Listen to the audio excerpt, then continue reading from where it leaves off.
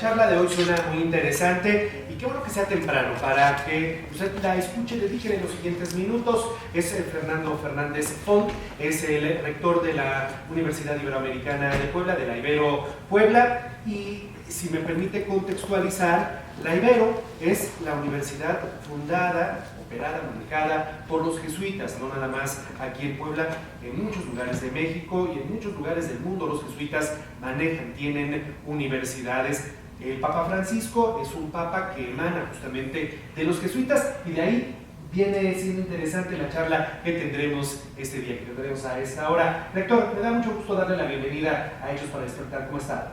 Muy bien, Juan Carlos. Muchas gracias por la invitación y por poder participar con tu auditorio de este evento tan importante para todo el país. ¿Qué esperar de ella? ¿Qué esperar de la visita del Papa Francisco? De repente uno pensaría que una visita pastoral de esta índole tiene un tema meramente religioso, está basado únicamente en los temas vinculados a la fe. ¿Hay algo más que se puede esperar de esta visita? Sí, fíjate que el Papa ha ido poniendo unos baremos, unos indicadores sumamente altos en cada visita que ha realizado, porque yo creo que de fondo tiene un concepto muy interesante, que ser una visita pastoral no solo ni se reduce exclusivamente a lo religioso, o sea, lo religioso, lo espiritual de la vida humana, lo cristiano, abarca todas las dimensiones de la vida humana, y eso es algo muy jesuita. La formación no es solo formación intelectual, es formación afectiva, volitiva, corporal, etc., ¿no? Entonces, él es como una especie de ciclón, de terremoto que va y mueve todas las estructuras, porque justamente él habla de todo lo que su pueblo, y podemos decir el pueblo en general, está viviendo. Y entonces eso sacude, eso rompe, eso trasciende las fronteras estrechas de lo religioso, porque para el Evangelio, para la Biblia, todo lo que es humano le importa al Papa, le importa a Jesús, le importa a la religión católica. Usted acaba de utilizar 3 o 4 veces la palabra rompe con aquello que está establecido. Dicho de otra manera, rompe con algunos paradigmas. Y finalmente, sí, a uno le llama mucho la atención la personalidad, la presencia del Papa Francisco por esta serie de rompimientos. Pero sus mensajes son muy importantes, son mensajes que de alguna manera también efectivamente generan esa sacudida y nos tienen que llevar a la reflexión en cuanto a muchas de nuestras conductas, de nuestras acciones como seres humanos. ¿Qué responsabilidad asumir el catolicismo? ¿Qué responsabilidad debe asumir de cara a esta visita? Por un lado, es indiscutible que el Papa no va a venir a solucionar nuestros problemas, pero sin embargo, por sus comentarios, por lo que ha ido ejerciendo como su manera de ser Papa, de ser pontífice, ha ido poniendo el dedo en la llaga de todo aquello que está afectando al ser humano. Entonces, en ese sentido, su visita no soluciona, pero sí descubre, destapa. Tú sabes que toda visión política, toda visión del poder, trata de ocultar las contradicciones, trata de justificar sus procedimientos para que pues nadie lo cuestione y todo el orden aparente siga hacia adelante sin que nadie lo toque ni lo mueva, porque eso responde a intereses muy grandes y muy particulares. El Papa lo que hace es abrir todo y subrayar la injusticia, la corrupción, la impunidad, la pobreza, la miseria, el contraste entre ricos y pobres, o sea, todo eso, y eso es humano, y eso es su deber, porque está afectando al pueblo, a las ovejas de ese pastor. En ese sentido, es como muy interesante este doble juego dialéctico. No viene a solucionar los problemas, pero sí viene a destapar. Y al destaparlo entonces, nuestra responsabilidad histórica de todos, y aquí sí digo de todos, de políticos, de empresarios, de grandes, pues, gente que tiene todo el oro del mundo, es decir, a ver, frente a esto, ¿qué me toca? ¿Qué invitación hay? En el fondo, Jesús en el Evangelio siempre lanzaba invectivas muy fuertes, siempre también descubría cuestiones que estaban ocultas, pero invitaba. Entonces él decía, aquí está, el que quiera venir, que me siga. No dice, el que no me siga está condenado, ¿no? Y en ese sentido, el Papa también dice, miren, este es el panorama que estamos teniendo. ¿Cuál va a ser su respuesta? ¿Qué van a hacer? ¿Qué va a hacer México para ser más auténtico, menos corrupto, para ser menos mentiroso, para crear mayor justicia? Y allí es donde nosotros, cada uno, desde donde estamos, los medios de comunicación, la televisión, el radio, las universidades, los colegios, el Congreso, todos tenemos que preguntarnos ¿y qué tenemos que hacer? Dentro de este mar de problemas que tiene este país, que tenemos las personas que formamos parte de alguna institución de la índole que sea, dentro de este mar de problemas, ¿tendremos la suficiente sensibilidad aquí como para escuchar, como para entender ese llamado? ¿O con el paso del tiempo nos habremos vuelto demasiados duros de aquí? ¿Cómo lo percibe usted? Sí, fíjate que en el fondo los intereses egoístas personales ahogan la sensibilidad y eso es terrible. Eso es terrible, porque tú puedes estar viendo a alguien que está muriendo de hambre y no hacer nada y dices es su problema. Entonces es un interés personal particular que lleva a ahogar lo que le pasa al otro y eso es lo peor que le puede pasar a un ser humano.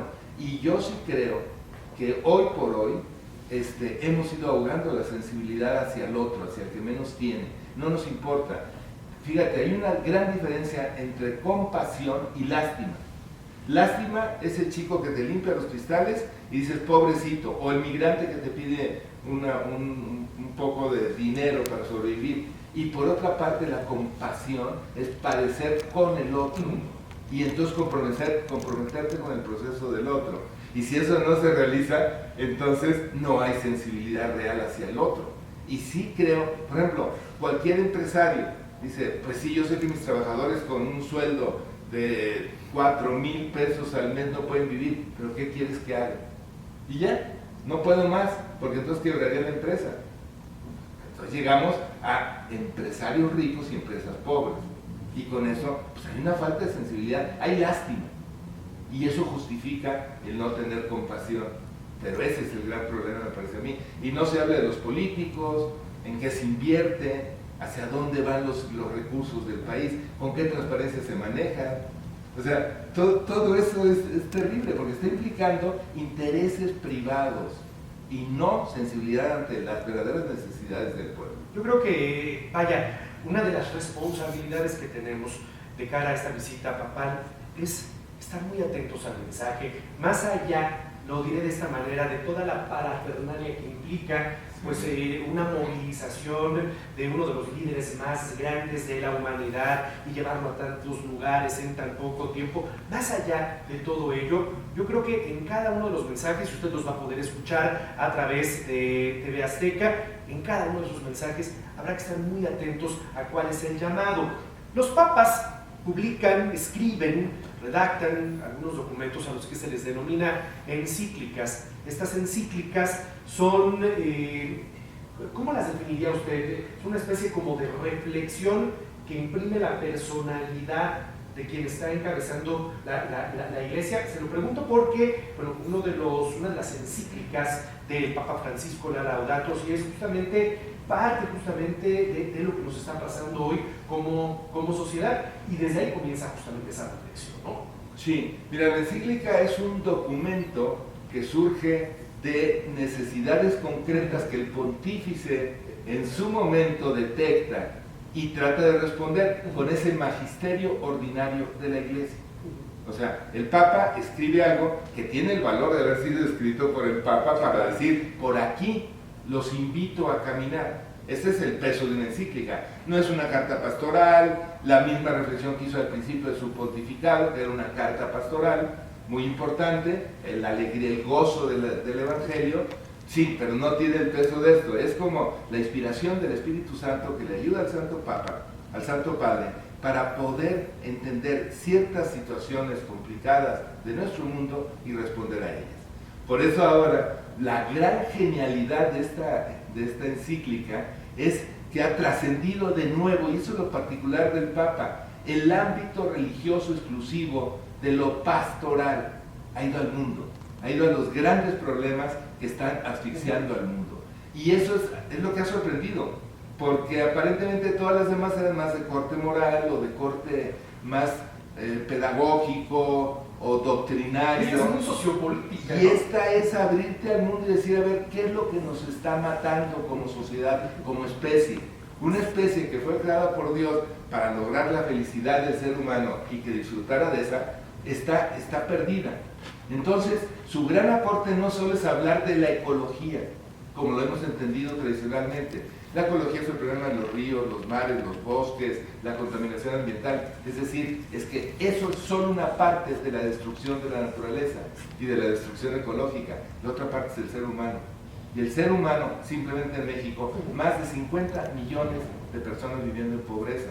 Dime si eso no se está destruyendo la ecología. Entonces, esto afecta a esto. Y el ser humano destruido afecta a la ecología. Entonces, ese es el gran aporte, ¿no? Entonces dice, por otra parte, no es una encíclica, ¿qué te diría yo? Prepotente, orgullosa, sino decir, estas son mis reflexiones. Invito de nuevo otra vez la invitación que me parece muy central, invito a la sociedad, al mundo, a los grandes poderes a reflexionar sobre esto, porque los índices están siendo muy graves, están realmente llamando la atención sobre la población, sobre la humanidad. Entonces respondamos a eso.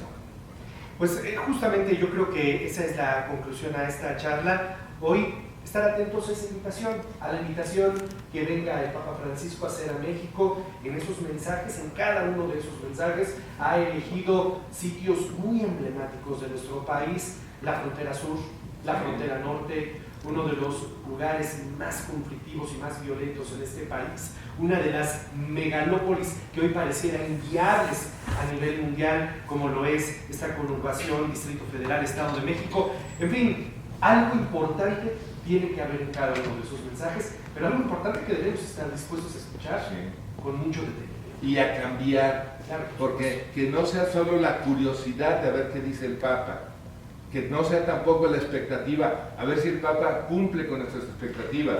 ¿Qué tenemos que hacer nosotros? Esa es la gran pregunta que nos va a dejar el Papa frente a esa realidad. Le agradezco mucho esta mañana al rector de la Ibero Puebla, al doctor Fernando Fernández Font.